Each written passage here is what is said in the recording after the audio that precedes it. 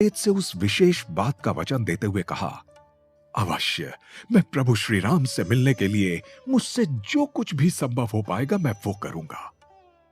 और ये तो मेरा परम सौभाग्य होगा कि मैं प्रभु श्री राम के परम भक्त, परम सेवक के माध्यम से अपने आराध्य तक पहुंचूंगा।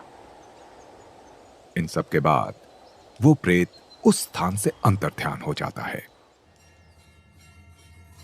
इसके पश्चात तुलसीदास जी गंगा किनारे स्थित काशी शहर पहुंच जाते हैं और राम कथा का पाठ जहां हो रहा होता है वहीं पहुंचकर पाठ सुनने में मग्न हो जाते हैं।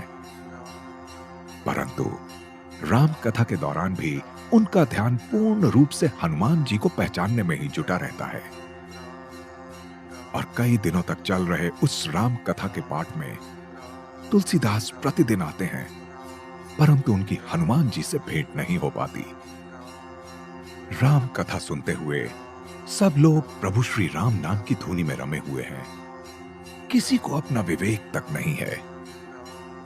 किसी में कुछ भी भिन्न जैसा तुलसीदास जी को नजर नहीं आता। इसलिए भी तुलसीदास हनुमंत को पहचान नहीं पाते हैं। वहीं अगले दिन राम कथा का पाठ चल रहा होता है। पंडित जी एक एक श्लोक पढ़कर विस्तार से अर्थ सहित भजन गाकर और बोलकर सुना रहे हैं। राम रावण युद्ध में लक्ष्मण जी को बाण लगने के पश्चात उनके जीवन पर संकट मंडराने लगा एवं लक्ष्मण जी के प्राण बचाने के लिए प्रभु श्री राम ने हनुमान को संजीवनी बूटी लेने दूर प्रदेश में भेज दिया। हनुमान जी संजीवनी बूटी को ना पहचान पाने के कारण पूरा विशाल पर्वत ही उठा लाए और संजीवनी के कारण ही लक्ष्मण जी जब ठीक हो गए तब प्रभु श्री राम ने हनुमान जी को अपने हृदय से लगाया और सर्वप्रथम बार हनुमान जी को भाई कहकर संबोधित किया।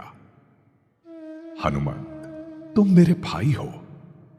तुम्हारे कारण ही मेरे भाई लक्ष्मण को पुनः जीवन मिला है। तुमने उसे जीवन दान दिया है।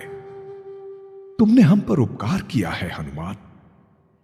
उस पल वहां कथा सुन रहे मंडली के सभी लोग भाव विभोर होकर राम कथा सुनते हुए रोने लगे। उन सभी की आंखों से अश्रुधारा बहने लगी। तभी तुलसीदास जी की नजरें मंडली के सबसे अंतिम में बैठे एक विशेष व्यक्ति पर पड़ी, जो एक पुरानी दरी पर बैठे अपने नैनों से निरंतर अश्रुधारा बहाते जा रहा है।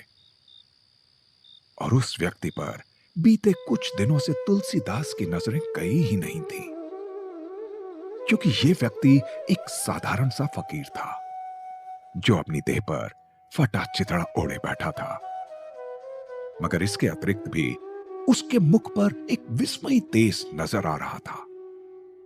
उसके ललाट पर एक अलग आभा विराज रही थी, जैसे कि उसका व्यक्तित्व तो कुछ और हो, लेकिन वो कुछ और ही व्यक्तित्व धारण कर वहां राम कथा में बैठा हो।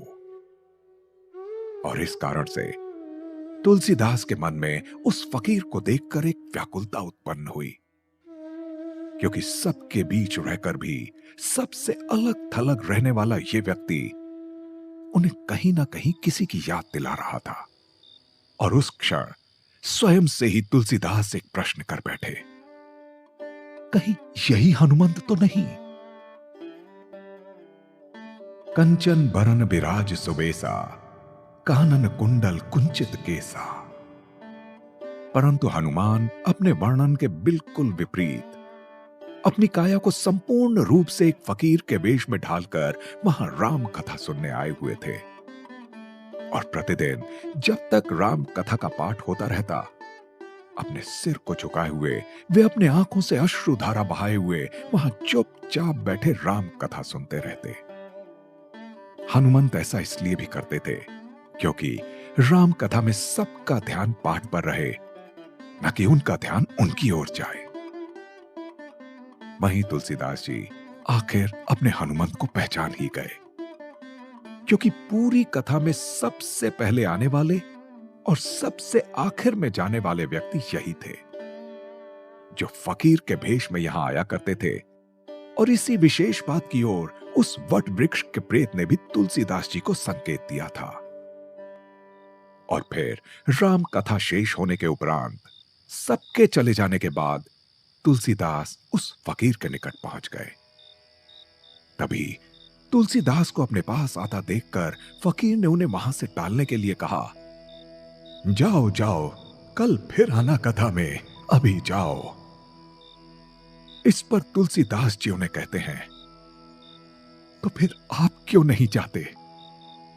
इस पर हनुमान जी बोले, फकीर आदमी हूं, बूढ़ा थका हुआ शरीर है, हम धीरे धीरे चलते हुए बाद में ही जा पाएंगे। इस पर तुलसीदास जी कहते हैं, हमें कौन सी हड़बड़ी है, हम भी बाद में ही चले जाएंगे। और वहीं हनुमान जी का नियम होता है कि जब तक कथा में एक भी श्रोता हो, वो वहां से उठकर जा नहीं सकते थे। और उस पल हनुमान जी को लगा, अब इससे जान कैसे छूटे। इसलिए तुलसीदास जी को वहां से भेजने के लिए वे बार बार कहने लगे, जाओ, अब जाओ, बहुत रात हो गई है। इस पर तुलसीदास जी कहते हैं, परंतु कहां जाना है? इस पर हनुमान जी ने कहा, तुम बताओ, तुम्हें कहां जाना है? इस पर तुलसीदास जी ने कहा, हमें जहां जाना था, हम वहां ठीक आ गए हैं, और हम अब यहां से कहीं नहीं जाएंगे, क्योंकि हमारा ठिकाना तो यही है। इस पर हनुमंत तुलसीदास की तरफ देखते हुए कहते हैं, कौन हो तुम? तुलसीदास जी कहते हैं, हम जो हैं सो हैं, ये बताइए कि आप कौन हैं? इस पर हनुमंत कहते हैं, तुम देख नहीं रहे हो कि हम कौन हैं? तुलसीदास जी कहते हैं, बस यही तो रोना है, जो आप दिख रहे हो वो आप हो नहीं, और जो आप हैं वो आप दिख नहीं रहे हो। इस पर फकीर के वेश में हनुमान जी उकताते हुए कहने लगे, अरे भाई, किसने बहका दिया तुम्हें? क्यों परेशान कर रहे हो हमें? इस पर तुलसीदास अश्रुधारा बहाते हुए कहने लगे, तुमरे भजन श्री राम को पावे, जन्म जन्म के दुख बिसरावे। और रोते हुए तुलसीदास जी ने हनुमान जी के चरणों में अपना सर रख दिया। कृपा करो प्रभु। और आखिर में प्रार्थना से प्रसन्न होकर हनुमान जी, जो अब तक फकीर के स्वरूप में थे, उसे छोड़कर अपने वास्तविक स्वरूप में आ गए। तुलसीदास ने हनुमान जी से कहा, हमें प्रभु श्री राम से मिलना है। और वहीं तुलसीदास की परम आस्था और प्रेम से प्रसन्न होकर हनुमान जी उनकी ओर देखकर केवल मुस्कुराने लगे। आगे क्या होगा इस कथा में? क्या हनुमान जी तुलसीदास जी को प्रभु श्री राम से मिलवाएंगे, या फिर तुलसीदास जी को प्रभु राम से भेंट के लिए किसी परीक्षा से गुजरना होगा? जानने के लिए आपको सुनना होगा हनुमान।